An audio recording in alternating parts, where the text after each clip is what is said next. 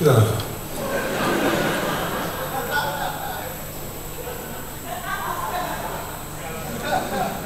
Τι είναι αυτό? Τι? Τον κύριο Διαιτολόγο.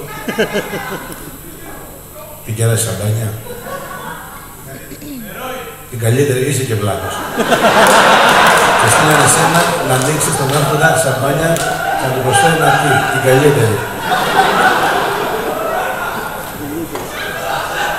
Του είπε του κυρίου Δελή κανείς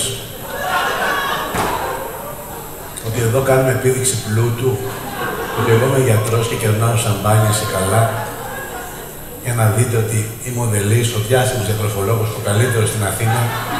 Δηλαδή, αυτό τι είναι τώρα, δωροδοκία για να του κάνουν διαφήμιση? Πες του, πήγαινε πες του. Μην κολώσεις, έτσι τα βλάχεις με τα δικά σου. Κύριε Δελή,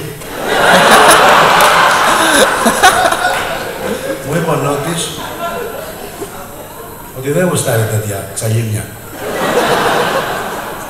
Δεν δέχεται τη σαμπάνια για να πει ότι είσαι ο καλύτερος διατροφολόγος στην Αθήνα. Εντάξει, και ότι αυτή τη στιγμή κάνετε θαύματα. Παίρνει τον άλλον από τόσο και τον κάνει τόσο. Αυτά ο Νότης δεν τα γουστάρει. Εντάξει, αυτό είναι ηλίθιο που κάνατε. Να στείλετε εμένα να ανοίξω σαμπάνια στον Άρχοντα. Δεν καταλαβαίνεις πώς τα λέω. Στα βλάχικα πώς θα το λέει, για παιδί. Εγώ πού είσαι? Από το Διάσελο να κολοπέσουμε για το Διάσελο! Έτσι το...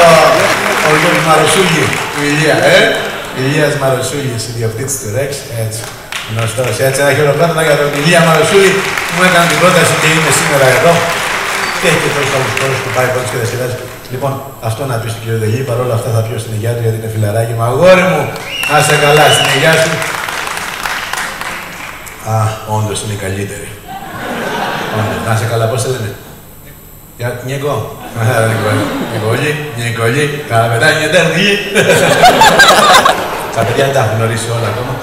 Θα κάτσεις εδώ, θες να φύγω εγώ? Τα παιδιά σου κάνουν έτσι και δεν βλέπω να φεύγεις, γι' αυτό. Να μου πως περίμενε να φύγω εγώ. Αυτό δεν είναι μαγιά, δηλαδή, πέρα από την πλάκα. Για να ασχοληθώ μαζί σου, δηλαδή, για να πω ότι είσαι ο καλύτερος. Δεν τα λέω εγώ αυτά, δεν τα κάνω. Αυτά σε άλλον καλλιτέχνη, σε μένα. Εντάξει.